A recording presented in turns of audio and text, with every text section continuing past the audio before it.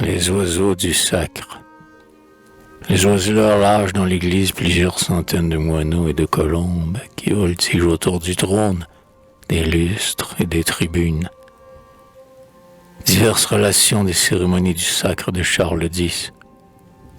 On a remarqué que la plupart des oiseaux sont venus se brûler à la flamme des lustres et des candélabres. Drapeau blanc du 31 mai 1825. Vieux temple, antique honneur de la cité royale, où Clovis inclina sa tête martiale et sentit, sous la main du pontife sacré, l'onde sainte mouiller son front régénéré. N'as-tu pas vu, du sein de ta froide poussière, des siècles endormis, se lever l'ombre altière? Pour toi les temps passés vont-ils renaître encore? Ouais, ta nef resplendit de feu, d'azur et d'or. La foule se pressant sous tes muets portiques, y réveille l'écho des saintes basiliques. Et, fier, avec transport tu ressaisis ses droits, d'entendre et de bénir les serments de nos rois. D'un temple simulé la brillante structure, déguisant nos yeux ta noble architecture, nous dérobe, il est vrai, ces pensées imposants, que réveillent en nous les vestiges des ans. Mais de la royauté le faste s'y déploie, signe accoutumé de la publique joie, le fer luit, l'encens fume, et des autels parés, les puissants de l'État encombrent les degrés. Pourquoi, lorsqu'une plainte, un seul cri de détresse peut attrister soudain le concert d'allégresse? Pourquoi des prisonniers, sous ces légers barreaux, s'agitent tristement de timides oiseaux? Ils s'efforcent à fuir, d'une aile effarouchée, cette pompe des rois qu'ils n'avaient point cherchée. Pauvres petits captifs, privés d'un bien si doux, la liberté que toute voix réclame, de vos tyrans ne soyez point jaloux. Chacun d'eux l'appelle en son âme, et des nobles acteurs de cet auguste drame, aucun n'est plus heureux que vous. Nul de libre loisir ne peut goûter les charmes. L'immobile soldat est captif sous les armes. Son chef, le fer en main, brillant d'or et d'acier, à l'ordre qu'il transmet doit plier le premier. Les spectateurs pressés dans cette vaste enceinte s'imposent le fardeau d'une longue contrainte. Sous lui-même joug, le pontife à l'autel cède au lien doré d'un devoir solennel. Sous le réseau du privilège, voyez ces fiers prélats qu'enchaînent sur leur siège l'honneur de consacrer les suprêmes serments, de leur pieux office allongeant les moments. Le plein ennui qui les assiège, au milieu d'eux se glisse et siège, sous les mitres de diamants.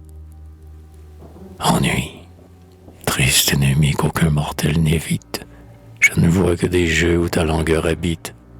Du prêtre à l'assistant, tout ressent ton pouvoir, jusqu'au bras engourdi de ce jeune acolyte qui laisse s'échapper l'encensoir. Déjà les 12 pères, quand vint la manche hermine, revêt d'un éclat féodal, succombent à leur tour à ce charme fatal. Leur front s'appesantit, leur épaule s'incline, sous le bandeau de comte ou le manteau ducal, des insignes royaux doublant le fait suprême, et fidèle à la majesté, il effleure en passant le monarque lui-même, esclave de sa dignité. À son souffle glacé, le long des galeries, comme ces fleurs d'un jour dans nos salons flétris, se décolore la beauté, l'éclat pompeux des pierreries. Le poids des lourdes broderies enchaîne sa légèreté, son inquiète oisiveté, accusant les heures tardives, sur les pas de la liberté, voit s'enfuir les grâces craintives. La liberté, bientôt vous pourrez l'espérer, tristes oiseaux. Voyez, réduits à l'implorer, tous ces volontaires esclaves ont un piège flatteur ou de brillants appâts, dans cette cage immense ont attiré les pas. Pressés de s'affranchir, ils invoquent tout bas l'instant qui rompra vos entraves. Le voici, mille cris s'élèvent à la fois. Le canon fait gronder sa formidable voix. La cloche livre au vent ses bruyantes volées. Et soudain, dans les airs, les cordes ailées cherchent d'un libre sort la céleste clarté. Du bonheur des oiseaux, elle est l'avant-courrière. C'est pour trouver la liberté qu'ils s'élancent vers la lumière.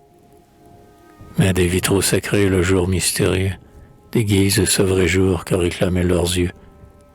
Déjà les mille clartés de ces fêtes pompeuses abusent leur regard par des lueurs trompeuses.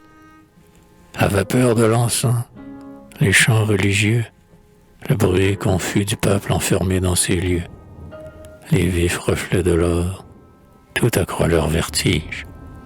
Déjà le faible sein en tournoyant voltige. Égaré, ébloui au flambeau de l'autel, il cède par degrés à cet éclat mortel. Imprudent, c'en est fait, leur aile est consumée.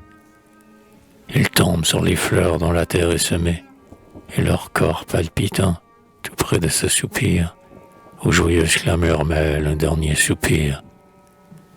Mais qu'importe un soupir, sans l'entendre la foule, sous l'antique portail à flots bruyants s'écoule. Moi seul je demeure, et consacre tout bas les sons d'un luth obscur à cet obscur trépas. Dormez, dormez, frêles victimes des royales solennités, tandis que ces cœurs unanimes, échos des hautes vanités, s'élancent des harpes sublimes. Ma lyre veille à vos côtés. Innocents passereaux, et vous, blanches colombes, l'universelle joie, hélas, creuse vos tombes. Faut-il qu'un deuil se mêle au plaisir des mortels? N'ont-ils point prodigué dans leurs fêtes chéries le luxe et ses trésors, les arts et leurs féeries, et la pompe de nos hôtels? Pourquoi donc à leur jeu les immoler encore, ces chantres des bosquets, charmes de nos loisirs, qu'un souffle du Seigneur dans les airs fit éclore, pour l'honorer par leur plaisir? Pourquoi les retenir sous la voûte gothique, leurs cris retentissant de portique en portique? Devaient-ils réveiller l'écho religieux? Que ne leur rendiez-vous de leur forêt native, les cintres verdoyants, les mouvantes ogives et la voûte immense des cieux? Ce n'est qu'au sein des airs que leur vol se balance. Au seul écho des bois appartient leur chanson. Hélas, votre avare clémence n'a fait qu'agrandir leur prison. Et qu'aviez-vous besoin de peupler vos églises, des emblèmes vivants de ces vieilles franchises, qu'au jour du nouveau règne imploraient vos aïeux? Quand les temps sont changés, qu'importe à ma patrie, des mœurs qui ne sont plus la vaine allégorie. Elle a des biens plus précieux, et c'est la vérité qui plaît seule à ses yeux. Vous que seul encore les vengeances royales, levez-vous, lourd barreau, tombez, grille fatale, qu'un pardon descende sur vous. Si de la liberté nous invoquons l'image, les cachots des peuplés lui rendront un hommage, digne d'elle et digne de nous.